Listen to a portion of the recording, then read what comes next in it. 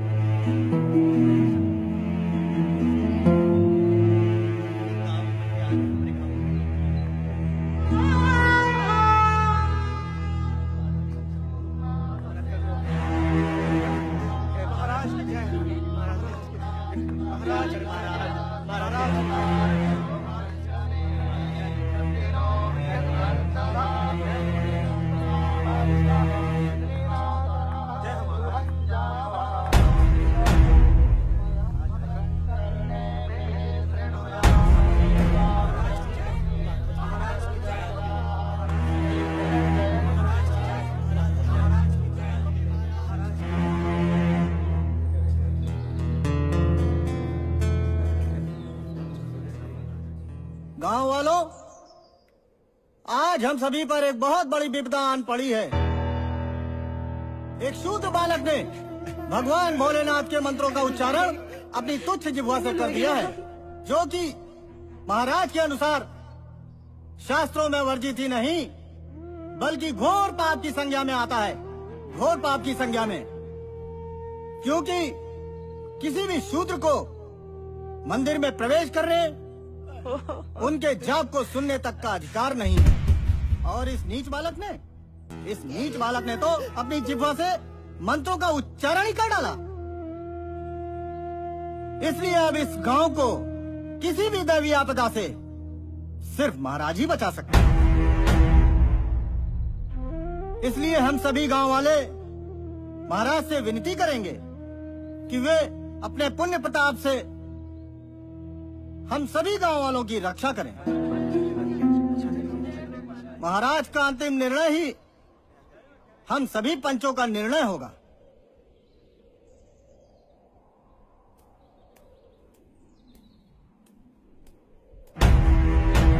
आदेश महाराज।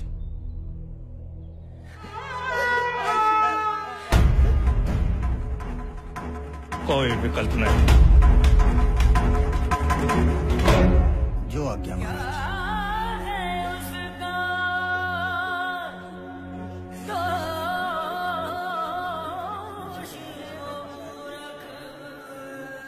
महाराज ने इस विपदा से निपटने के लिए जप और ध्यान शुरू कर दिया है। इसके लिए महाराज ने यह तय किया है कि एक बड़े यज्ञ का आयोजन किया जाए, परंतु केवल यज्ञ करने मात्र से ही इस विपदा को नहीं टाला जा सकता। इसलिए इस पापी की पाप की सजा से इस पूरे गांव को मुक्त कराने के लिए बालक की उस जिह्वा को, जिस जिह्वा से उसने मंत्रों को दूषित किया, खंडित कर दिया जाए, अर्थात बालक की उस जिह्वा को काट दिया जाए। ऐसा मत करना मालिक। मालिक, हम शूद्र की जान ले लो मालिक, हमारे चल्ला को बख्श दो मालिक। मालिक, 5 साल का बच्चा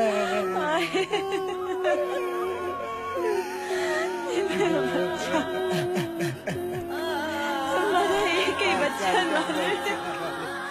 मालिक, ऐसा मत करो मालिक। हमारा गला काट दो मालिक, हमारे बच्चे को बख्श दो मालिक। अभी गांव छोड़ के चले जाएंगे मालिक, कभी न लौट के आए।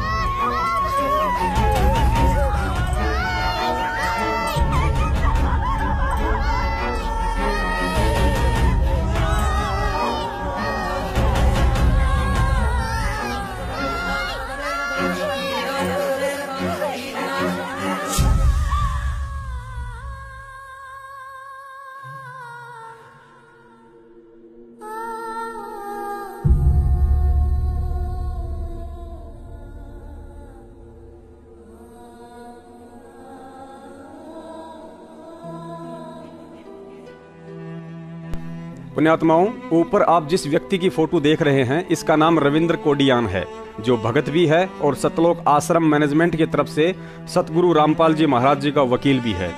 सतसेवक कहें तो शायद संगत को विश्वास ना हो, इसलिए आप खुद इस वकील साहब के मुख कमल से ही सुन लीजिए कि हिसार जेल में सतगुरु रामपाल जी महाराज जी के साथ कैसा बुरा बर्ताव किया जाता है।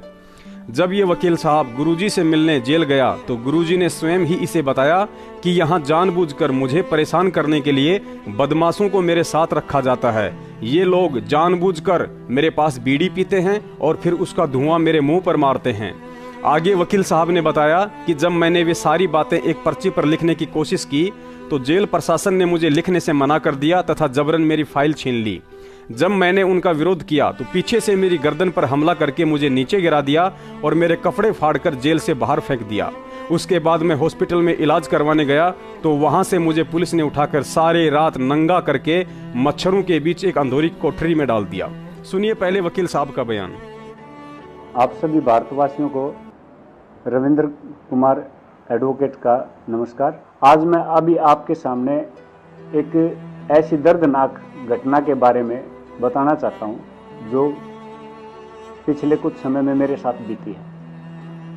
26 मार्च 2016 को मैं सेंट्रल जेल नंबर 2 हिसार में अपने केसों के सिलसिले में अपने क्लाइंट से मिलने के लिए सेंट्रल जेल नंबर हिसार 2, जहाँ का जेल सुपरिटेंडेंट शमशेर सिंह दहिया है, वहाँ मिलने के लिए गया। मैं Punjab and Haryana bar council का सदस्य हूँ और मेरा एनरोलमेंट नंबर 855 P855/2007 है। 26 मार्च को जब मैं 4 बजे मिलने के लिए अपने क्लाइंट के पास गया तो 4 बजे मेरी मुलाकात करवाई गई। वहाँ पे मुलाकात के दौरान मेरे क्लाइंट ने मेरे को कुछ ऐसी बातें बताई जो कि अंदर उसके साथ एक अत्याचार उसके साथ किए जा रहे थे। अंदर लगभग उन्होंने अगस्त के महीने की ये बात बताई थी कि कुछ ऐसे बदमाशों को मेरे साथ सेल में रोक दिया गया। वे मेरे साथ बदतमीजियां करते थे और बीड़ी वगैरह पी करके मेरे मुंह पर धुआं मारते थे। जब उन्होंने ये सारी बातें मेरे को बतानी शुरू की तो मैंने सोचा कि क्यों ना मैं इन बातों को लिख लूं, कहीं बाहर जाके भूल ना जाऊं, क्योंकि उन्होंने इन सब के खिलाफ एप्लीकेशन लगाने के लिए बोला था। जब मैंने इनको लिखने के लिए शुरू किया तो उसी समय जेल के अधिकारी वहाँ पहुँचे, जो मुलाजिम हैं 4-5 आए मेरे पास और कहने लगे कि आप ये सब लिख नहीं सकते। मैंने उनको बोला भाई क्यों, ये तो मेरा अधिकार बनता है कि मैं इन सभी को लिखूं, वरना मेरे को ये सब बातें याद कैसी रहेंगी। फिर उन्होंने बार बार मेरे को ये फोर्स करते रहे कि आप लिखोगे नहीं। जब तक मैंने 5-10 बातें उनकी लिख भी ली थी, अपने कागज के ऊपर सारी बातें नोट कर ली थी, लेकिन उसी दौरान मेरी मुलाकात बंद करवा दी गई कि चलिए आपका मुलाकात का समय खत्म हो गया है। लगभग 15-20 मिनट ही मुलाकात हो पाई होंगी मुश्किल से, लेकिन उन्होंने बीच में ही रोक के मेरे को बाहर निकाल लिया और मेरे क्लाइंट को अंदर भेज दिया। उस समय मेरे साथ ही 2 अन्य वकील भी मौजूद थे, दिलबाग सिंह और सुमन रानी। बाहर निकाल के वो बोले कि आप अपने कागज हमें दे दीजिए, आपको ये लिख के नहीं लेके जाने देंगे। मैंने उनको ये बहुत बार बताया कि आपका काम सिर्फ ये सर्चिंग करने का है कि मैं कोई अवैध चीज तो अंदर लेके नहीं आया हूँ। ये आपका कतई अधिकार नहीं है किसी भी प्रकार से कि ये मैं आपको दिखाऊं कि मैंने क्या लिखा है। मेरी फाइल, मेरे डॉक्यूमेंट सेलेक्ट करने का आप राइट नहीं रखते। आप अपना पंजाब जेल मैनुअल एक्ट भी उठा के देखिए, उसमें भी ये प्रोविजन दिया हुआ है। लेकिन इतना कहने के बावजूद भी उन्होंने मेरी बात नहीं मानी और मेरे को एलओ ऑफिस में बैठने के लिए बोल दिया। वहाँ एक वकील को तो जिसका नाम दिलबाग है, उसको तो जेल सुपरिटेंडेंट ने अपने ऑफिस में बुला लिया और जो सुमन रानी थी वो मेरे साथ एलओ ऑफिस में जाके बैठ गई। तो वहाँ बार बार हमारे पास जो वहाँ जेल के मुलाजिम थे वो आने लगे कि आप अपने ये कागज हमें दे दीजिए। मैंने फिर बताया कि भाई ये मेरे सीक्रेट डॉक्यूमेंट हैं और मैं आपको ये कागज नहीं दे सकता, आप मेरी बात मानो, इतना आप प्रेशर मत डालिए। इन बातों से तो ये बिल्कुल सिद्ध होता है जैसे आप मेरे ऊपर फोर्स कर रहे हो कि आपने वास्तव में उनके साथ कोई ना कोई अत्याचार किया है। अगर आपको कोई डर भय नहीं है तो आपको लिख के ले जाने में समस्या क्या है। ये सारी बातें उनको बताई, लेकिन उन्होंने मेरी नहीं सुनी। फिर लास्ट में मैंने उनको बिल्कुल एक जवाब दे दिया, भाई आपको जो कुछ करना हो आप कर लीजिए, देखो मैं अपने डॉक्यूमेंट नहीं दिखा सकता, ये मेरे अपने पैसे से रिलेटेड डॉक्यूमेंट्स हैं, मैं इनको आपको नहीं दिखाऊंगा। इसके बाद उन्होंने जेल सुपरिटेंडेंट शमशेर सिंह दैया को बोला कि जी वो बिल्कुल देने से मना कर रहे हैं। तो उन्होंने अपने ऑफिस में बुलाया और अपने एक मुलाजिम को बोला कि इससे डॉक्यूमेंट छीन लीजिए, सारे इनकी फाइल छीन लो। तो उन्होंने मेरे ऊपर छीनने के लिए 4-5 पीछे से आए और मेरे डॉक्यूमेंट छीनने शुरू कर दिए। मैंने उनको जबरदस्ती पकड़े हुए था। फिर पीछे से किसी ने मेरे गर्दन पे घुसा मारा, जिससे मैं बिल्कुल सुन्न पड़ गया और मेरे डॉक्यूमेंट छीन लिए और मेरी गर्दन पकड़ ली। ये सारा ड्रामा जितना भी है, ये सारा जेल सुपरिटेंडेंट के ऑफिस के अंदर की बात है, शमशेर सिंह दैया के ऑफिस की बात है, और वो बिल्कुल ये सब मूक दर्शक बनकर बैठकर सारी चीजें देख रहे थे।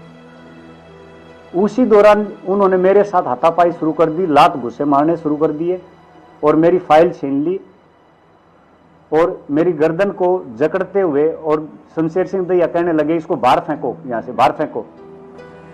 मेरे को दरवाजे से बाहर ले जाया गया। दरवाजे डोडी में भी मैं यही कहता रहा, डोडी के दौरान भी कि भी मेरे डॉक्यूमेंट दे दीजिए प्लीज, आप ये हाथापाई ना करो, आप बहुत गलत कर रहे हो। लेकिन उन्होंने मेरी एक ना सुनी, बोले कि आपके जितने भी कागज हैं, आपकी फाइल है, सब बाहर है, बाहर लेना। ये कहते हुए उन्होंने डोडी का दरवाजा खोला और धक्का मारते हुए मेरे को बाहर निकाल दिया। मेरे नीचे का हिस्सा जितना था वो बिल्कुल सुन्न पड़ने लग गया था, जिसके कारण मैं बहुत घबरा गया, शायद कोई और दिक्कत ना हो जाए, क्योंकि गर्दन पे घुसे लगे थे। यहाँ लगने की वजह से मेरे इधर गर्दन पे स्वेलिंग वगैरह आ गई थी और मेरे को यहाँ आज तक भी पेन है, पूरी तरह अब भी ठीक नहीं हुआ हूँ। फिर उन्होंने मेरे को थोड़ी सी देर तक के लिए सारा कुछ देख चेकअप करके बोले कि जी आपको तो 2 दिन तक रोकना पड़ेगा और एक्सरे वगैरह करने पड़ेंगे। और आज शनिवार का दिन है, शाम हो गई, एक्सरे वाले चले गए, कल संडे है, कल संडे को एक्सरे वाले आएंगे नहीं, सोमवार को आपको डिस्चार्ज करेंगे एक्सरे कराने के बाद। अगले दिन 4 बजे के करीब मेरे पास हॉस्पिटल सिक्योरिटी वाला एक बंदा आया, बोला भाई रविंद्र कहाँ पे है? मैंने बता दिया ये रहा। बोले ठीक है। वो बोले चलो आपको एक्सरे के लिए जाना है। मैं असमंजस में पड़ गया कि कल तो बोल रहे थे कि संडे को कोई एक्सरे वाला आता नहीं, और आज ये एक्सरे वाला स्पेशल कैसे आ गया?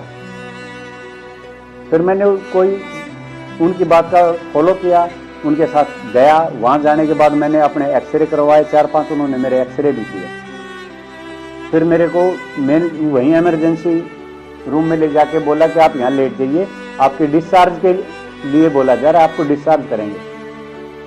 तो मैंने ये भी बताया डॉक्टर साहब मैं अभी पूरी तरह स्वस्थ नहीं हुआ हूँ और मेरे से ढंग से चला भी नहीं जा रहा, मेरे पैरों में जकड़न है। वो बोले नहीं आप बेफिक्र रहिए, कुछ नहीं होगा, 2 दिन घर पे रेस्ट करोगे तब ठीक हो जाओगे। फिर उन्होंने मेरे एक्सरे जितने भी लिए थे उनके फोटो खींचने शुरू कर दिए। तो मेरे को कुछ समझ में नहीं आ रहा था कि ये क्या कर रहे हैं। तब करीबन आध पौन घंटे के बाद उन्होंने फिर मेरे को बोला कि आप वापस वार्ड में जाइए, आपको कल ही डिस्चार्ज करेंगे। तो मैं वापस वार्ड में चला गया। तो उस दौरान में ये इमरजेंसी रूम गेट के पास है, तो मैंने बाहर की तरफ देखा तो बहुत सारी पुलिस आई खड़ी थी। मेरे को कुछ समझ में नहीं आया, मैं थोड़ा सा घबरा भी गया उस टाइम पे, भैया चक्कर क्या है। तभी मैंने अपने घर वालों को फोन किया जो कि हिसार से 150 किलोमीटर दूर हैं। वहां से उनको मैंने अपने फोन से सारी बातें बताई कि भी मेरे साथ यहाँ पर ये कहानी हुई है और यहाँ पर पुलिस जो है उल्टी कार्रवाई करने लग रही है, मेरे ही खिलाफ कोई कार्रवाई करने के मूड में है, तो आप लोग यहाँ आ जाइए। अगले दिन जब सुबह मेरे पिताजी, मेरा भाई, एक मेरे मौसी का लड़का मेरे पास पहुंच गए। मैंने उनको सारी बात बताई। वहां पुलिस का पहरा वास्तव में बढ़ा हुआ था, हॉस्पिटल को चारों तरफ से घेरा हुआ था, जबकि उनको ये अच्छी तरह से पता है कि मैं एक एडवोकेट हूं और हिसार के भी कई केसों में पहले से ही अपीयर होता हूं। ये जानते हुए भी उन्होंने किसी प्रकार के मेरे इस ओहदे की तरफ ध्यान न देते हुए मेरे ऊपर अपनी मनमर्जी की कार्रवाई करने की उन्होंने प्लान बना रखी थी। फिर उनको मैंने सारी बात बताई तो उन्होंने कई पुलिस वालों से चर्चा भी की, भी बात क्या है क्या नहीं, ना उनको कुछ बता रहे थे। फिर करीबन 4-5 बजे खुद ही वे बोले कि आप अपने आप को हमारे हवाले कर दो, हम आपको किसी प्रकार से छोड़ेंगे नहीं। मैंने बोला भी मैं एडवोकेट हूँ, अगर आपको लगता है मैंने कोई गुनाह किया तो मैं डायरेक्ट जज साहब के सामने पेश हो जाता हूँ, आप मेरे को फोर्स क्यों कर रहे हो? नहीं, हम आपको कोर्ट तक नहीं पहुँचने देंगे, आप जितना जी कर लो, ना आपको यहाँ से भागने देंगे ना कोर्ट में पहुँचने देंगे। ये सुन के मैं और भी दंग रह गया, भाई इन्होंने तो पूरी दादागिरी शुरू कर दी। इसका मतलब ऊपर की हायर अथॉरिटीज तक भी इनको पता है कि वास्तव में प्लान्ड वर्क था ये सारा का सारा।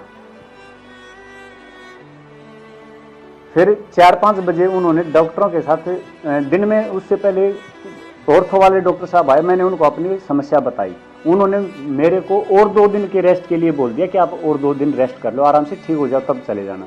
लेकिन फिर पुलिस वालों ने किसी दूसरे डॉक्टर के साथ साठगांठ करके और मेरे को जबरदस्ती डिस्चार्ज करवाया। MLR के डिस्चार्ज स्लिप के ऊपर मेरे साइन भी नहीं करने दिए और अपने ही हाथों से उसमें एक बॉक्स बना के और लिख दिया कि साइन करने से मना की, अपनी मर्जी से, और मेरे को वहां से उठा के ले आए। इट मीन्स मेरे को वहीं से हाईजैक कर लिया एक हिसाब से देखा जाए, और मेरे को घर वालों से भी दूर कर दिया एकदम कि आप जाइए, आप हमारे से बात मत करो, और मेरे को ले जाके आज़ाद नगर चौकी हिसार वहाँ पे रखा। वहाँ से थोड़ी सी देर बाद उन्होंने कहा कि आपको सदर थाने हिसार जाना पड़ेगा। सदर थाने हिसार ले जाने के बाद SHO साहब ने मेरे से 2-4 बातें पूछी। उन्होंने जो भी बातें पूछी मैंने उनका साफ साफ जवाब दे दिया। उन्होंने ना मेरे से कोई एतराज़ किया, लेकिन गुस्से में बोले, मैंने बता भी दिया जनाब मैं एक एडवोकेट हूँ और कोई ऐसी बात नहीं है कि मैं आपको कोऑपरेट नहीं करूँगा, आप आराम से जो बात पूछनी वो पूछिए, गुस्सा होने की जरूरत ही नहीं है। तब उन्होंने मेरे को जो बातें पूछी मेरे से वो मैंने सारी बातें बता दी और मेरे को बैठने के लिए बोला। थोड़ी देर बाद बोले कि भाई इनका मेडिकल करा लाओ। मेडिकल करा के वापस लाके, तब तक तो मैं इतनी समस्या में नहीं था, लेकिन जो इसके बाद उन्होंने मेरे साथ जो अत्याचार किया वो भगवान ना करे किसी आने वाले अपने वकील साथियों के साथ और हो जाए। वापस आके मेडिकल करा के उन्होंने मेरे को अंडरवियर के अंदर हवालात में बंद कर दिया और मिट्टी से सने हुए कमलों के बीच में बोले कि ये बिछा और तेरे जैसे काले कौवे बहुत आते हैं यहाँ पे। मेरे को इन बातों का दर्द नहीं था किसी प्रकार से कि भी ये कहानी पूरी रात मैंने उस मिट्टी के कंबल के अंदर, मच्छरों के अंदर, पूरे शरीर के अंदर चुभन हो चुकी थी। पहली बार मैंने ऐसा मंजर देखा जो कि, और फिर मैं उस दंश को तो झेल भी लूं कि भाई चलो कोई बात नहीं, ये तो नीच आदमी है, इनको ये नहीं पता भी सजा, ये तो अपने सिस्टम होगा इनका, जैसा क्या है क्या नहीं मैंने कभी देखा भी नहीं। लेकिन वो बार बार जब ये बात कह रहे थे ना कि हम तो देख ले वकील साहब, यहाँ तो हम ऐसे ऐसों का भी हाल कर देते हैं और तेरे जैसे चकचुंदर यहाँ बहुत होंगे, चमगादड़ बहुत हैं, यहाँ चाहे अफसर हो चाहे कोई भी हो, हम उसको नहीं छोड़ते और ऐसा ही व्यवहार करते हैं। तो मेरे को इस आज अपनी ली हुई एजुकेशन के ऊपर लानत है कि भाई इतनी एजुकेशन लेने के बाद और एक ला के ज्ञाता होने के बावजूद भी ये कुछ सहन करना पड़ा है, मैं इसको नहीं सहन कर पाऊंगा।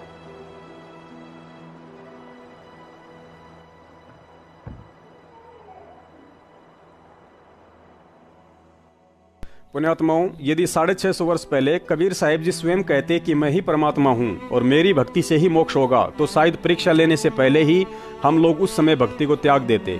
लेकिन कबीर साहिब जी ने आज ये सिद्ध करने के लिए व इस बात को समझाने के लिए पुनः संत रामपाल जी महाराज जी का चोला लेकर आना पड़ा कि कबीर साहिब ही पूर्ण परमात्मा है, और बुद्धिमान समाज सैकड़ों प्रत्यक्ष प्रमाण देकर स्वीकार भी कर रहा है। ठीक यही स्थिति आज पढ़ी लिखी लाखों की संगत की हो रही है। सत्सेवकों ने 6 महीने पहले ही हिसार जेल में कार्यरत एक अधिकारी की ऑडियो संगत में डाली थी और कहा था कि हिसार जेल में गुरुजी के साथ बुरा बर्ताव किया जा रहा है। सतगुरुदेव जी को दांतों में समस्या है, जिसके चलते उन्हें चपाती भी पानी में भिगोकर नरम करके चबानी पड़ती है, क्योंकि सतगुरुदेव जी ने काफी समय पहले ही अपने दांत निकलवा दिए थे, लेकिन संगत ने इसे एक मजाक माना और टाल दिया। लेकिन आज खुद मैनेजमेंट का वकील कह रहा है, फिर भी यदि किसी को यकीन नहीं हो तो उससे बड़ा मूर्ख व्यक्ति पूरी दुनिया में कोई नहीं। सतसेवकों ने हिसार जेल में आरटीआई लगाने से पहले ही बता दिया था कि संगत को मूर्ख बनाने के लिए नकली लेटर और मिलावटी ज्ञान युक्त पुस्तकें समाज में बेच बेचकर सतलोक आश्रम मैनेजमेंट के द्वारा केवल व्यापार किया जा रहा है। वह एक धोखा है। इनका मकसद पुस्तकों व टीवी चैनलों के माध्यम से ज्ञान प्रचार करवाना नहीं, बल्कि 10 रुपए की पुस्तक फ्री के मजदूरों के माध्यम से 20 से 30 रुपए में बिकवा कर केवल पैसा कमाना है। अगर इन मैनेजमेंट वालों को स्वयं ज्ञान होता तो बरवाला कांड जैसी दुर्घट घटना कभी घटित हो ही नहीं सकती थी। अब आप ही बताइए, जब सतगुरुदेव जी के वकील को एक छोटी सी पर्ची जेल से बाहर नहीं लाने दी गई और जब उसने विरोध किया तो नंगा करके जेल में डाल दिया और पिटाई भी की गई, तो फिर ये सैकड़ों लेटर और 500-500 पेज की पुस्तकें कैसे बाहर आ रही हैं? फिर ऑडियो की तो बात ही छोड़ दीजिए। आज परमात्मा जेल में उनके साथ बदमाशों द्वारा किए जा रहे गलत व्यवहार से इतना दुखी नहीं होगा जितना कि तत्व ज्ञान देकर पिछले 4 साल से संगत की महामूर्खता और अपने कलयुगी परिवार वालों की आंख मीचकर गुलामी करता हुआ देखकर हो रहा होगा। आज गुरुजी जेल में हैं, उन्हें भोजन के नाम पर 2 वक्त का सरकारी खाना और पहनने के लिए कैदियों वाली सरकारी ड्रेस और ओढ़ने बिछाने के लिए एक कंबल व गुदड़ी मिलती है, और पंजाब के कोऑर्डिनेटर विदेशी संगत से यह कहकर ड्राई फ्रूट अर्थात काजू, किशमिश और अखरोट मंगवाते हैं कि गुरुजी को ड्राई फ्रूट बहुत पसंद है। अरे नालायकों, जब सतगुरुदेव जी रोटी को पानी में भिगोकर नरम करके खाते हैं तो पत्थर जैसे कठोर बादाम और अखरोट कैसे खा सकते हैं? दूसरी बात गुरुजी ने सत्संगों में बताई कि साधु संत चटोरे नहीं होते हैं, उन्हें रूखा सूखा जैसा मिल जाए उसे प्रसाद समझकर परमात्मा का धन्यवाद कर देते हैं। लेकिन कहावत है कि अंधा पीसे और कुत्ता खाए। अब अंधा कौन है और कुत्ता कौन है? समझदार को संकेत ही काफी है। पुण्यात्माओं, यह वीडियो सत्सेवकों का पहला वीडियो नहीं है। सतगुरु आशीर्वाद से ऐसे 30 वीडियो संगत के पास उपलब्ध हैं जो 100% प्रमाणित करते हैं कि परमात्मा कबीर साहिब जी और काल के मध्य हर युग में यह लड़ाई झूठ पर सत्य, अज्ञान पर ज्ञान व अधर्म पर धर्म की विजय करवाकर सत्य धर्म की रक्षा व स्थापना के लिए लड़ी जाती है, तथा इस सत्य धर्म व ज्ञान की स्थापना के लिए परमात्मा अपने बच्चों को ज्ञान और भक्ति की खीर खिलाकर तैयार करता है, तो दूसरी तरफ झूठ, अधर्म, अज्ञान का काला साम्राज्य कायम करने के लिए काल भगवान साम, दाम, दंड, भेद और अन्य घटिया तरीकों वाले हथियार देकर अपने एजेंटों को यहाँ भेजता है। और इसमें कोई संशय नहीं है कि कलयुग में काल ने अपनी अंतिम कोशिश में वह एजेंट परम संत रामपाल जी महाराज जी के परिवार व भाई के रूप में महेंद्र को भेज रखा है, ताकि कुछ अज्ञानी जीव उन 2 कोड़ी के प्राणियों को संत रामपाल जी महाराज जी का बेटा बेटी, भाई जवाई व पत्नी के रूप में देखकर उनमें आस्था व विश्वास कर बैठे, और फिर मैं उन्हीं परिवार वालों के माध्यम से भक्ति विरुद्ध कुकर्म करवाकर सभी की मर्यादाएं खंडित करवाकर अपने ही जाल में फंसा कर रख सकूं। बहुत से भगत सोचते हैं कि यदि परिवार वालों के साथ मिलकर हम कुछ गलत भी कर रहे हैं तो गुरुजी हमें अक्षमा कर देंगे, क्योंकि हम तो उनके भाई और बेटा बेटी के कहने पर ही सब कुछ कर रहे थे।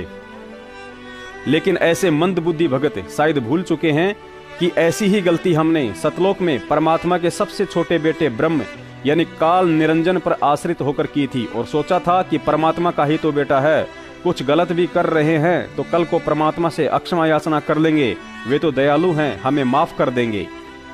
आज उस दयालु ने हम पर दया अवश्य की, लेकिन अरबों खरबों गधे, कुत्ते और सूअर की योनियों में असहनीय कष्ट उठाने के बाद और जब वापस सतलोक जाने का दांव लगा है तो फिर से हम उसी परिवार पर अंधविश्वास करके अंत में धोखा खाने जा रहे हैं। पुण्यात्माओं, यकीन करना, हम जीवों को फंसाने व धार्मिक यज्ञ रुकवाने के लिए काल ऐसी ही सूक्ष्म चालें चलता है जिसे हम समझ नहीं पाते हैं, और यदि कोई समझाता है तो मानते नहीं हैं। जैसे सतलोक से आने से पहले खुद कबीर साहिब जी ने हमें लाख समझाया था, लेकिन कहते हैं विनाश कालेन विपरीत है बुद्धि। आंखों पर अज्ञानता की काली पट्टी बंदी होने के कारण आज संगत गुरुजी के सत्संग और परमात्मा के विधान को भी भूल चुकी है कि भक्ति में 5 यज्ञ कितने आवश्यक हैं, और जब तक 5 यज्ञ विधिवत नहीं होंगे तो भक्ति कहां से सफल हो सकती है। सत्सेवक पहले भी वीडियो डालकर जिक्र कर चुके हैं कि वर्तमान में हम आत्माओं को लेकर यह लड़ाई काल और परमात्मा के मध्य सूक्ष्म रूप में लड़ी जा रही है। परमात्मा की कोशिश होती है कि मैं जल्द से जल्द अपने बच्चों के 5 यज्ञ विधिवत संपन्न करवाकर यहाँ से सतलोक ले जाने की तैयारी करूं, और काल भगवान चाहता कि मैं कैसे भी करके इन आत्माओं के 5 यज्ञ रुकवाकर व मनमाने आचरण के माध्यम से मर्यादा तोड़वाकर इन्हें यही गधा कुत्ता बनाकर घुमाता रहूं। और काल ने यह जिम्मेदारी अपने विशेष दूत महेंद्र के माध्यम से सतलोक आश्रम मैनेजमेंट के गुर्गे स्टेट कोऑर्डिनेटर, जिला कोऑर्डिनेटर, फर्जी नामदान संचालकों व कुछ मायाधारी मस्करों को सौंप रखी है। और ये सभी एजेंट काल प्रेरणा से काफी हद तक भक्तों की धार्मिक यज्ञ यानी सत्संगों में भंडारा रुकवाने में सफल भी हो रहे हैं। परमात्मा का अटल विधान है। और जब आदरणीय धर्मदास जी को 6 महीने तक परमात्मा नहीं मिले थे तो कबीर साहिब जी की प्रेरणा से उनकी धर्मपत्नी आमिनी देवी ने कहा कि उन्होंने कुछ तो बताया होगा कि वे अपने भक्तों को किस विधि से मिलते हैं। तब धर्मदास जी को अचानक से याद आया कि उन्होंने मुझे एक समय कहा था कि धर्मदास जी, जहाँ कहीं भी धर्म भंडारे होते हैं वहाँ मैं अपने बच्चों को आशीर्वाद देने अवश्य पहुँच ही जाता हूँ। अब इस तरह 6 महीने बीत गए, ना खावे, दुबला पतला हो गया। उसकी पत्नी में परमात्मा ने प्रेरणा करी। उसने देखा कि भगत आप तो मर जाओगे, ऐसे ही वो मिलेंगे नहीं साधु आपको। एक बात बता, उन्होंने इतनी सी वार्ता की तो कुछ और भी कहा होगा, कुछ मिलने की विधि बताई होगी, संकेत किया करते महात्मा। तो धर्मदास जी को भी परमात्मा ने याद दिला दी। कबीर साहब ने कहा था कि भाई जहाँ भंडारे होते हैं वहाँ मैं पहुंच ही जाता हूँ, जहाँ धर्म होते हैं ना धर्म यज्ञ, वह मैं अवश्य जाता हूँ। ना यू काल होने दे अच्छे काम ने आग लगा दे वहां पर मेरे बच्चों में, चाहे कैसा ही कर रहा है वहां भी मैं ही जाता हूँ, उसको आस्था बनी रहे भगवान की। इसलिए तो उसने ये बात बताई आमनी को। आमनी कहने लगी फिर तो बन गई बात, आप भंडारा कर दो, आपका धन बतेरा। परमात्मा ने दया कर रखी, सेठ हो आप तो, और भंडारा कर दो। उसने कहा था 1 दिन का, उसने 3 दिन का दरिया, क्योंकि खुले हाथ का था। पुण्यात्माओं, ऊपर का वीडियो देखकर व परमात्मा के मिलने की विधि जानकर आप जी स्वयं विचार कर लेना कि सतलोक आश्रम मैनेजमेंट के द्वारा जो भंडारे रहित सूखे सत्संग करवाए जाते हैं वहां पर परमात्मा आते होंगे या काल। क्योंकि परमात्मा के विधान अनुसार इस धृतराष्ट्र रूपी सतलोक आश्रम मैनेजमेंट ने सत्संगों में भंडारे बंद करवाकर वहां पर अपने बच्चों को आशीर्वाद देने के लिए आने वाले परमात्मा की एंट्री ही बंद कर रखी है। अतः ऐसे में उन्हें सत्संग नहीं कहा जा सकता है, केवल सत्संग के नाम पर व्यापार कहा जा सकता है, जहां प्रथम तो दान पात्र रखकर दान रूप में और वहीं पर 1 दिवसीय क्रिकेट टेस्ट मैच की तरह 1 दिवसीय अस्थायी नामदान केंद्र खोलकर लोगों को फर्जी दीक्षा दिलवाकर बाद में उन्हें पाठ व ज्योति के नाम पर हलाल किया जाता है। परमात्मा कबीर साहिब जी की वाणी है कि गुरु बिन माला फेरते, गुरु बिन देते दान, गुरु बिन दान हराम है, चाहे पूछो वेद पुराण। सत्संगों में भंडारे की कितनी महत्वता है, इस विषय में स्वयं सतगुरुदेव जी ने बताया कि भंडारे के बिना तो कथा शुरू भी नहीं हो सकती है, फिर सफल होने की तो बात ही छोड़ दीजिए। अनभोगे बाजीद फरीदा, अनबिन कमल न होवे सीधा, जन जद सुन ही को भोजन दीना, दीदार हुए बाजीद यकीना, जल प्रकाश तरण का देरा, अन देव सब माई बडेरा, ब्रह्मा विष्णु महेश्वर ताही, अन की महिमा करत गुसाई, ओम सोहम अन का रासा, अन खाए बिन खंड श्वासा। ये मंत्र भी आप तभी जप सकते हैं जब पेट भर रहा होगा, पेट में कुछ ना होगा तो यू भी नहीं जप सकते सांस का मंत्र भी। कहते हैं ओम सोहम अन का रासा, अन खाए बिन खंड है श्वासा, सांस भी टूट जाएंगे आपके, ले नहीं सकते। अन देव सब माही, अन देव सब हन में ऊंचा, सकल योनि में अन ही सूचा, अन ही काया अन ही माया, अन ही सर्वलोक में राया। अच्छे गेहूं हो जाए तो पेट भी भरे, मकान भी बना सकते हैं, ट्रैक्टर भी ले सकते हैं। तो अन ही काया अन ही माया, शरीर भी बचा और धन भी हुआ। अन ही दाता अन ही भुगता, सर्वलोक में अन ही जुगता, अन ही माता अन ही पिता, अन ही मिटत है सब मिथ्या। अन ही प्राण पुरुष आधारम, अन से खुले ब्रह्म द्वारम, अन ही आत्म जीव संगाती, और अन ही पूजा अन ही पाती। अन ही कथा कीर्तन लीला, अन ही की सब होत करीला। अन देव तू सबड़ा दयालम, अन से टूटे जम के जालम, अन देव तू देव कुर्बानी जाऊं, अन की महिमा कहाँ लग गाऊं। अब देखा ना कि अन ही आत्म जीव संगाती, अन ही पूजा अन ही पाती। ये भंडारा जो होता है वो भी अन्न से ही होता है। 10 भगत जन आए हैं, समय पर रोटी मिल गई, चाय पानी मिल गई, बैठ के कथा सुन रहे हैं। अगर पेट में कूतरू लौटते हो तो कथा भी 100 कोस जावा ने चिंता रहे, मैं तो मर गया भूखा। तो कहते हैं अन्न ही की सब कुछ होत करीला, अन्न ही कथा कीर्तन लीला, अन्न ही की सब होत करीला, अन्न देव तू बड़ा दयालम, अन्न से टूटे जम के जालम। जम के जाल, काल के जाल, जैसे ही अन्न का भंडारा हुआ उसके बाद कथा शुरू हुई, ना पहले कथा नहीं हो सकती। और इसी कथा के सुनंत उस काल के फंदन कटन की, आत्म कल्याण होने की आपको चर्चा सुनने को मिलेगी। लेकिन अंधी होकर भेड़ चाल चल रही संगत का दुर्भाग्य ही कहा जाएगा कि जिस दान को अधिकारी व सुपात्र सतगुरुदेव जी के हाथों में देकर अपने कर्म बनाने थे, उसी दान के पैसों को जाट आंदोलन के समय सतगुरुदेव जी के ज्ञान विरोधी आर्य समाज के कुपात्रों को देकर संगत ने सरेआम अपने कर्म फुड़वाए हैं। समर्थन दिया, इस बारे में आपकी क्या राय है? हमारा संत रामपाल जी को और उसकी संगत को बहुत बहुत धन्यवाद। और उन्होंने हमें आज 11 लाख रुपए चंदा देकर भी आंदोलन में भी मदद की। और मैं तो ये कहना चाहूँगा कि संत रामपाल जी के ऊपर भी जो जुल्म हुए, और उस जुल्म को जब वे उनके दर्शन करने उनके शरणार्थी जाते हैं तो उस पर भी तमाम अत्याचार किए जाते हैं, लाठियाँ बरसाई जाती है। अपनी सरकार उनको तंग कर रही, और जो आर्य समाज के और उनके बीच में डिस्प्यूट है उसको भी दूर कराने की कोशिश करेंगे, क्योंकि हम खुद आर्य समाजी हैं।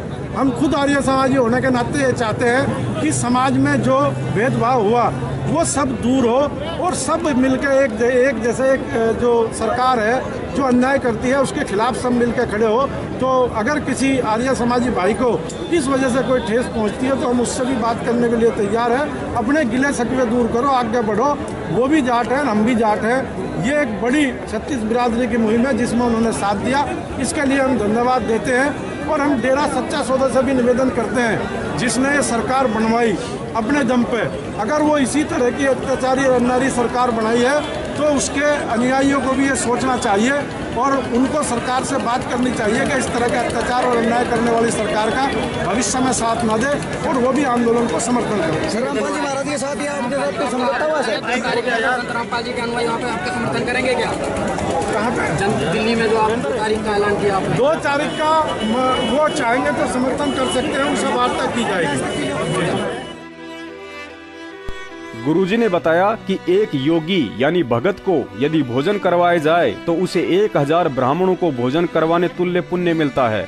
और कबीर सागर में भी लिखा है कि यदि घर से कोई भगत भूखा लौट जाए तो उस जैसा पाप नहीं। घर पर आए भगत को अपनी वित्तीय हालात अनुसार भोजन अवश्य करवाना चाहिए। बेचारी संगत सत्संगों में लाखों का दान करती है, लेकिन फिर भी उन्हें चाय, बिस्कुट और 1 कप चाय पिलाकर ट्रका दिया जाता है। अर्थात एक तरफ तो सत्संगों में भक्तों का भंडारा न करवाकर उनकी धार्मिक यज्ञ को रोका जा रहा है, और दूसरी तरफ जाट आंदोलन के समय परमात्मा के भक्तों को आर्य समाजियों के धरनों पर उनकी अनैतिक कमाई के पैसों से देसी घी के भंडारे करवाकर भक्तों को दुनिया का पाप खिलवाकर कर्म फुड़वाए गए। सभी के लिए खाने की व्यवस्था कराई गई है। विशेष रूप से आप लोगों के लिए खाना बनवाया गया है। देसी घी का खाना 1 नंबर फर्स्ट क्लास। सभी खाना लेके जाए, खाने के बिना कोई भाई ना जाओ कि ना तो महाराज जी का पाप हमारा लगा कर और मैं पाप का भागीदार बनना नहीं चाहता। रामपाल जी महाराज की। पुण्यात्माओं, विचार करना, भंडारे का यह वीडियो जाट आंदोलन के समय गुड़गांव का है, जहां ये व्यक्ति भक्ति मार्ग व तत्व ज्ञान से दूर होने के बावजूद भी इतना ज्ञान अवश्य रखता है कि यदि मेरे घर आया व्यक्ति बिना भोजन किए जाता है तो मेरे बराबर कोई पापी नहीं। अर्थात तत्व ज्ञान से दूर होने के बाद भी भगत समाज को इस व्यक्ति से शिक्षा लेनी चाहिए, जो स्वयं कह रहा है कि यदि आप लोग यहाँ से भूखे गए तो महाराज जी का पाप मुझे लगेगा। इसके विपरीत यदि इस व्यक्ति व इसके विचारों से तत्व ज्ञान प्राप्त भगत समाज की तुलना की जाए तो लाख गुना उत्तम है। सतगुरुदेव जी से ज्ञान प्राप्त व परमात्मा के विधान से परिचित होने के बावजूद भी परमात्मा के बच्चों को सत्संगों में भंडारा न करवाकर पाप कमाया जा रहा है या पुण्य, इस बात का विचार आप जी स्वयं कर लें।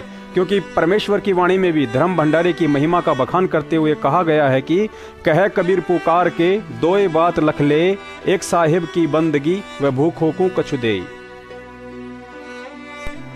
पुण्यात्माओं, एक तरफ तो यही गद्दार सतलोक आश्रम मैनेजमेंट कहता है कि गुरुजी ने सत्संगों में भंडारे बंद करने का आदेश दिया हुआ है। यदि किसी ने सत्संग में भंडारा करवाया तो उसका नाम खंड हो जाएगा। और दूसरी तरफ दोगली नीति अपनाते हुए सतगुरुदेव जी के ही आदेश बताकर वह भक्तों के दान का करोड़ों रुपया खर्च करके रोहतक में प्रगट दिवस के बहाने अपने जाट भाइयों व राजनेताओं को आमंत्रित कर देसी घी से बने लड्डू जलेबियों का खुला भंडारा करवाता है। हाल ही मैनेजमेंट ने धरती को स्वर्ग बनाना है नाम से एक नई पुस्तक लॉन्च की थी, जिसके विषय में कहा गया कि यह पुस्तक हिसार जेल से गुरुजी ने लिखकर भेजी है।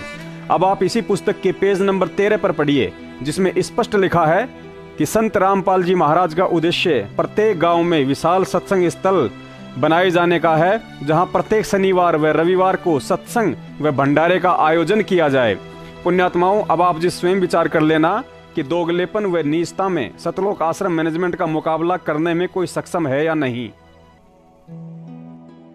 जबकि सत्संगों में भक्तों को भंडारे करवाने के विषय में तो सतगुरुदेव जी ने यहाँ तक कहा है कि क्योंकि कुछ एक फार्मूले तो परमात्मा के ज्ञान से मिलते जुलते होते हैं अध्यात्म मार्ग के। तो उसने क्या बताया था कि बेटी साधु संतों को भोजन कराया जाना चाहिए, उससे ज्यादा लाभ होता है। एक तो कोई भी भूखा आपके द्वार पर आ जाता, उसको भोजन अवश्य कराइए, जैसा आपके घर पर उपलब्ध है अवश्य कराइए। और फिर उससे भी लाभ होता है।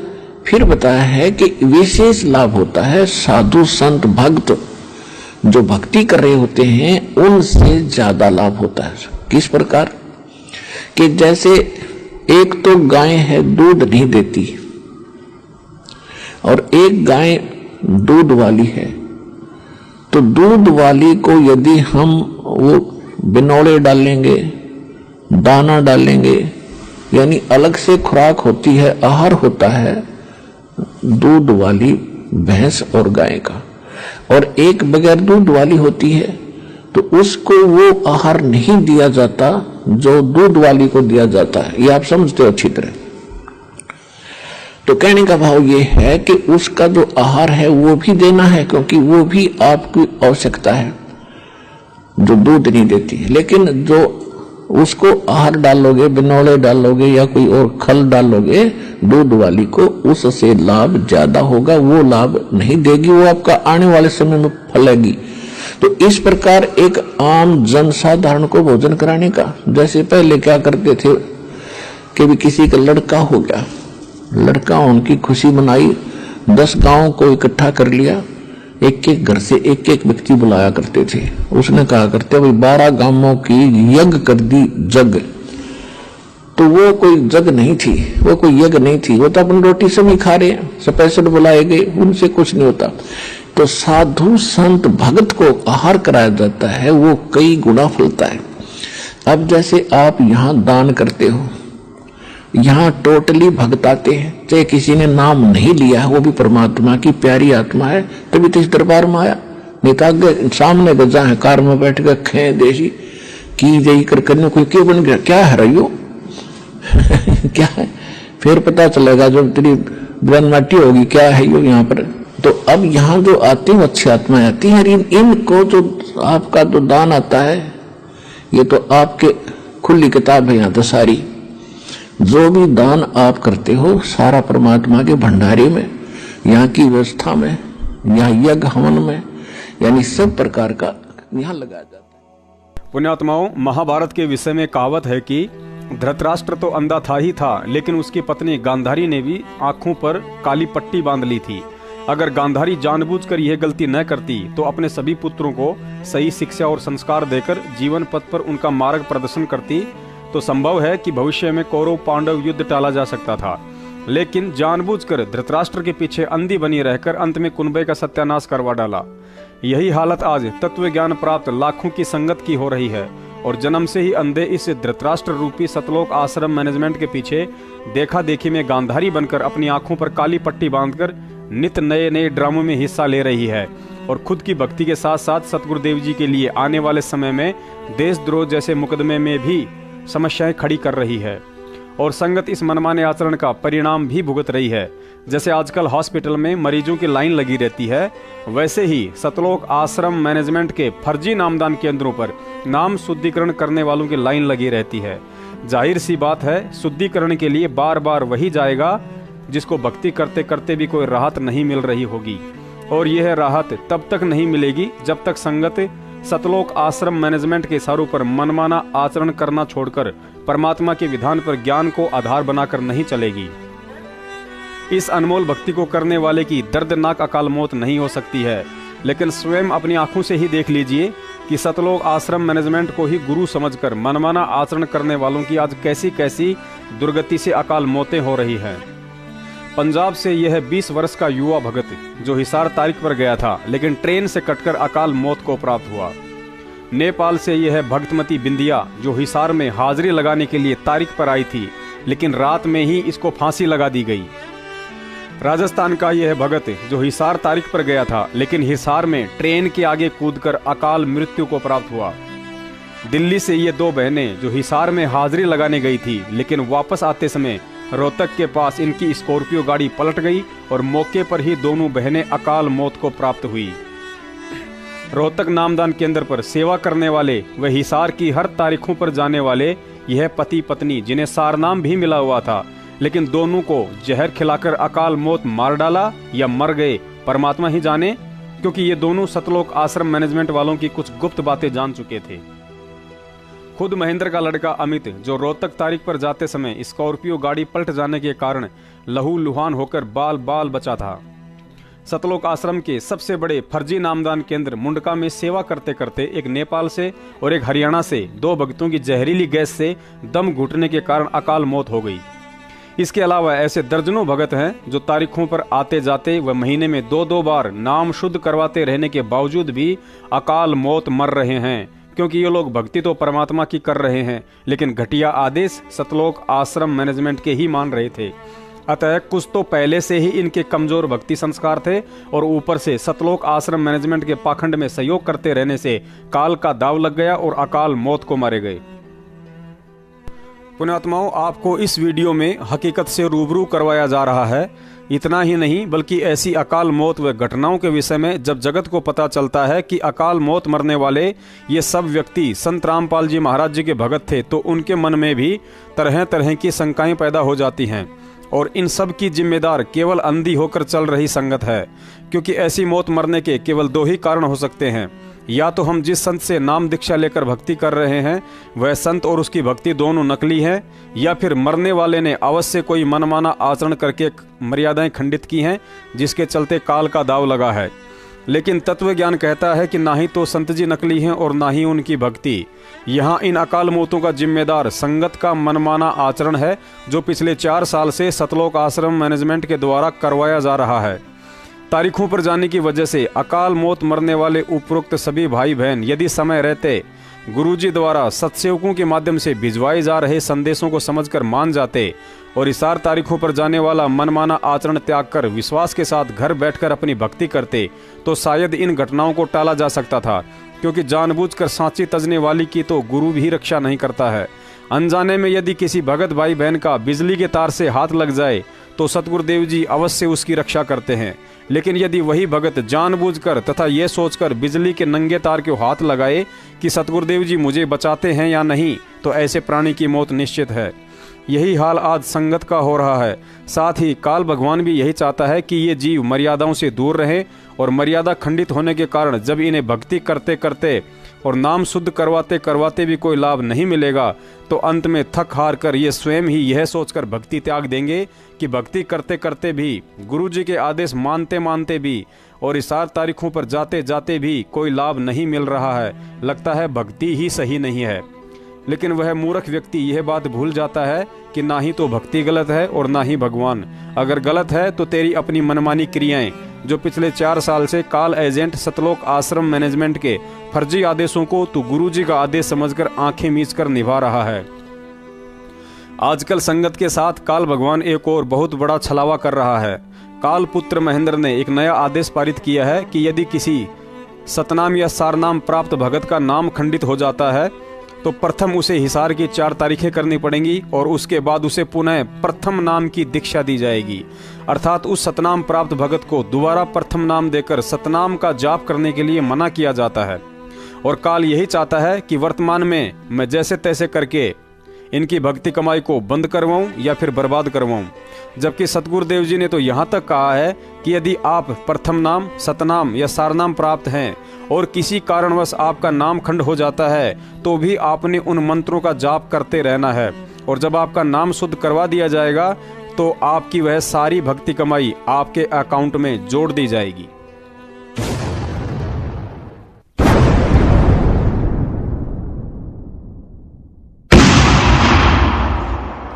जैसे किसी का मंत्र खंड हो जाता है, दूर देश में बैठा है और उसका पर जहाँ फोन आता है, प्रार्थना होती है तो उसका मंत्र खंड भी होता है, तो भक्ति बंद नहीं करनी चाहिए उसने, क्योंकि उसने नोइंगली नहीं कर रखी। तो फिर उसका जो डिपॉजिट होगी भक्ति वो सुचारू कर दी जाएगी, वो उस ओरिजिनल अकाउंट में आपकी आ जाएगी। जैसे बैंक में कई बार पैसे डाल दिए जाते हैं, कोई नंबर अकाउंट का गलत हो जाता है, बाकी एड्रेस सही है, तो फिर जाकर उसको शुद्ध करा लिया जाता है और मूल अकाउंट में आ जाता है फिर वो। तो ऐसे आप कई एक भगत कह रहा था जी, मेरे को ना किसी ने बारात में गया हुआ था और कैंपा कोला में बियर डाल दी, मेरा नाम खंड हो गया। उसके घर वाले कह रहे थे जो फिर शराब पीने लग गया। फिर वो आया, जब उससे पूछा भाई ऐसी गलती क्यों करी, कहने लगा जी मेरे साथ ऐसे ऐसे धोखा हो गया। फिर मैंने सोचा टूटता गया है पीले छक्के कोई बात हुई है मूर्ख आदमी। अब जैसे किसी के पैर पे गलती से कोई पत्थर गिर गया और उंगली का चोट लाएगी तो सारे टांग न तोड़ दे, फिर टूटता गई है थोड़ी सी, है बिना अकल की बात तुम्हारी। तो उसको ऐसा नहीं करना चाहिए। वो खंड आपने किया नहीं, किसी कारण से हो गया तो वो खंड भी नहीं होता ऐसे। अगर किसी ने आपके साथ धोखा किया है तो आपका नाम खंडित नहीं हुआ, फिर भी शंका बनी है तो सुचारू करवा लीजिए, वो कोई दिक्कत नहीं।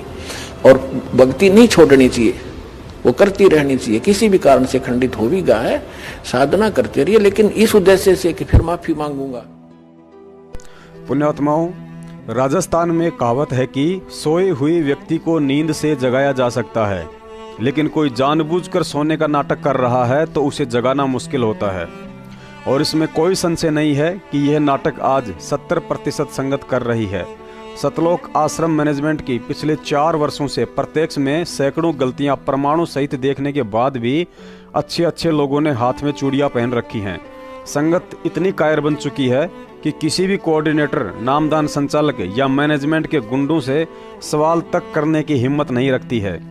लेकिन वही दूसरी तरफ यदि सतलोक आश्रम मैनेजमेंट के गुर्गे अपने बचाव में सत्सेवकों के खिलाफ अगर कोई एक झूठा संदेश संगत में डाल देते हैं तो झट से उन 70% कायर भक्तों की सवाल करने की औकात हो जाती है। और आजकल मैनेजमेंट की तरफ से 2 सवाल संगत में घूम रहे हैं। उनमें से पहला झूठा आरोप मुझ दास पर यह है कि पवन दास के घर पर नामदान केंद्र था, लेकिन वह नामदान पर पैसों में गफलत करने लग गया और पता चलने पर गुरुजी ने पवन से नामदान केंद्र छीन लिया। पुण्यात्माओं, दास की आदत इन कोऑर्डिनेटर, नामदान संचालकों और गुरुजी के परिवार वालों की तरह थूक कर चाटने की नहीं है। आज मुझे यहाँ सफाई देने की कोई ज़रूरत नहीं थी, लेकिन इन झूठी अफवाहों में आकर कुछ मूर्खों के कर्म बिगड़ रहे हैं, जो बिना किसी प्रमाण व सोचे समझे दास की एक दूसरे से चुगली करते फिरते हैं। दास सर्व संगत के सामने वह सतगुरुदेव जी को साक्षी मानकर बताना चाहता है कि जिस समय जयपुर में नामदान केंद्र खोलने के लिए राजस्थान के स्टेट कोऑर्डिनेटर प्रकाश जोधपुर, बलजीत का लड़का अनिल और महेंद्र का जवाई संजय फौजी खानपुर वाला जगह जगह घूम रहे थे, लेकिन उस समय जयपुर में उन सभी भक्तों ने अपने घर पर नामदान केंद्र खोलने से साफ साफ मना कर दिया था, जो आज अपने आप को बहुत बड़े थोते सूरमा समझ रहे हैं।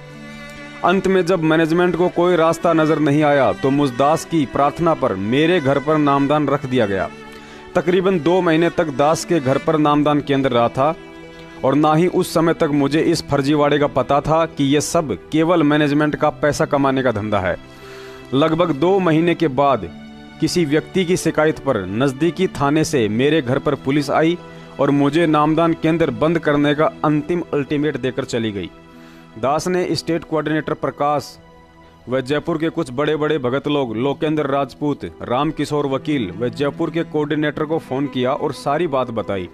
तो पुलिस का नाम सुनते ही इन सभी सूरमाओं की पतलून गीली हो गई। केवल एक प्रहलाद नाम के भगत ने दास का सहयोग किया और दास ने अपनी इच्छा से फिर नामदान केंद्र को प्रहलाद जी के घर पर शिफ्ट कर दिया और लगभग 1 महीने तक उसके घर पर रहकर दास ने सेवा भी की। लेकिन उसके बाद जैसे ही दास को इस मनमाने आचरण और फर्जीवाड़े का पता चलने लगा तो दास ने किनारा करना शुरू कर दिया। और आज जब सतलोक आश्रम मैनेजमेंट के इस गोरख धंधे की पोल खुल रही है तो मुझ दास पर घटिया आरोप लगा रहा है कि नामदान की सेवा पवन दास से गुरुजी के आदेश से छीनी गई थी क्योंकि वह भक्तों का पैसा खाता था। पुण्यात्माओं, मैं पवन दास जयपुर वाला अपने परम पूज्य सतगुरु रामपाल जी महाराज जी को साक्षी मानकर यह वचन देता हूँ, यदि मैंने 2015 में नामदान केंद्र से या उसके बाद आज 21 जनवरी 2019 तक यदि किसी भगत भाई से पाठ, ज्योति, दान, 10वां अंश या गुरुजी के नाम की आड़ में किसी भी भगत भाई बहन से 1 रुपया तो छोड़िए, यदि एक खोटा सिक्का भी लेकर अपने निजी जीवन में प्रयोग किया हो तो इस दास की आज तक की ही नहीं बल्कि युगों युगों का भक्ति धन परमेश्वर चाहे तो समाप्त कर दें। पुण्यात्माओं, दास अभी तक भगत समाज को धोखे से लूटने के मामले में निष्कलंक और निष्पाप है तथा गुरुजी ने हिम्मत दी और निडर होकर दास ने ये बात उन्हीं की सौगंध खाकर प्रत्यक्ष वीडियो में सर्व भगत समाज के सामने बोल दी है। क्योंकि दास कबीर सागर के सरलार्थ में पेज नंबर 186 पर लिखे उनके विधान से भली भांति परिचित है कि जो गुरु के धन को हड़पता है, चुराता है, वह कृमि नरक अर्थात कीड़ों के कुंड में डाला जाता है। और जो अंध भगत बिना सच्चाई जाने दास के विषय में ऐसी ऊट पटांग बातें करते हैं, उनके विषय में भी लिखा है कि जो बिना देखे किसी में दोष निकालता है तो यमदूत उसकी आंखें फोड़ते हैं।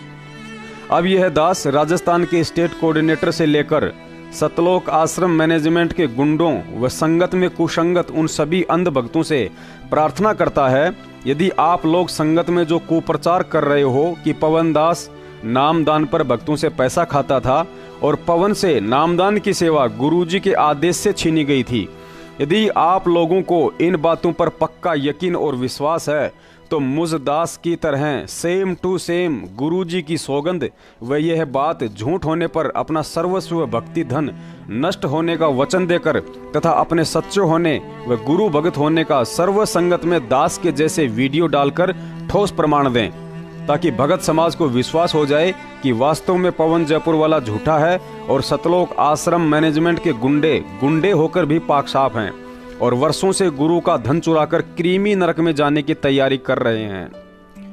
अगर यह वीडियो देख रही वह अंध संगत जो बिना प्रमाण देखे ही सत्सेवकों पर सवालों के पत्थर फेंकने लग जाती है, उन सभी से निवेदन है, यदि आप जरा भी मन क्रम वचन से संत रामपाल जी महाराज जी जैसे सतवादी परमात्मा को मानते हैं और अपने पाप कर्म धोना चाहते हैं तो सतलोक आश्रम मैनेजमेंट के गद्दारों के पास यह वीडियो भेजकर इस बात का जवाब मांगें और संगत में उनकी भी ऐसी ही वीडियो डलवाएं, अन्यथा इस पाप के भागी आप होंगे जो बिना देखे और सोचे समझे उन गद्दारों की झूठी अफवाहों पर यकीन करके अपने मन में सत्सेवकों के खिलाफ दोष पाल रखा है।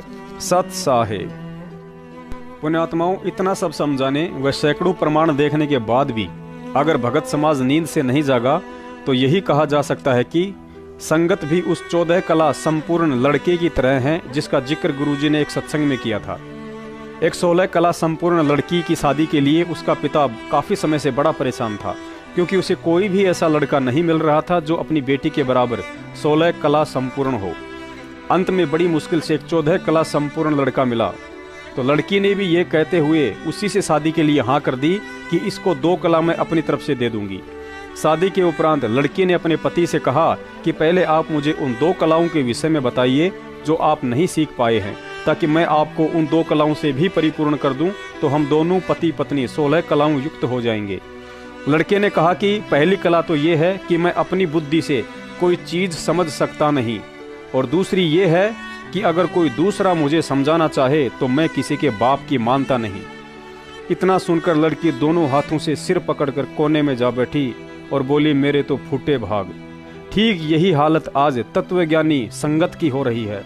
इनकी 14 कलाओं का तो परमात्मा ही जाने कौन कौन सी हैं, लेकिन वर्तमान में उस लड़के की तरह 2 कलाएं ऐसी जबरदस्त हैं जिनका दुनिया में कोई मुकाबला नहीं।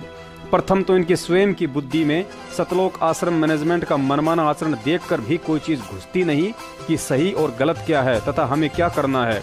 और दूसरी, जब पिछले 4 साल से सैकड़ों सबूतों के साथ सत्सेवक समझा रहे हैं कि बरवाला कांड कलयुगी भाई महेंद्र की कुछ धर्म गुरुओं व राजनेताओं के साथ मिलकर रची गई सतगुरुदेव जी के खिलाफ एक साजिश है, तो इस बात को कतई मानने को तैयार नहीं।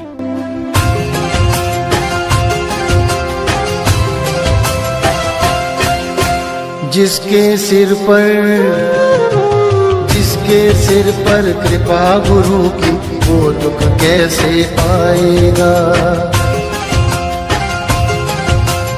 जिसके सिर पर कृपा गुरु की, वो दुख कैसे पाएगा। नाम गुरु जी का जप लेगा, नाम गुरु जी का जप लेगा, जीवन सफल बनाएगा। जिसके सिर पर कृपा गुरु की, वो दुख कैसे पाएगा। जिसके सिर पर कृपा गुरु की, वो दुख कैसे पाएगा।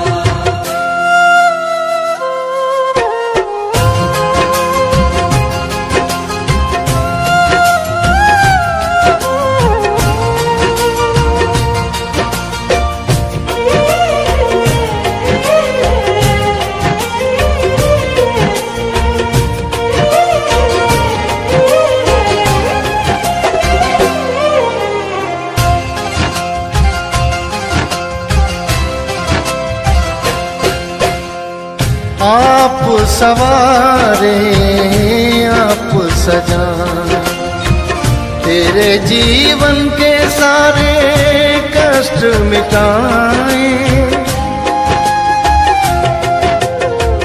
आप सवारे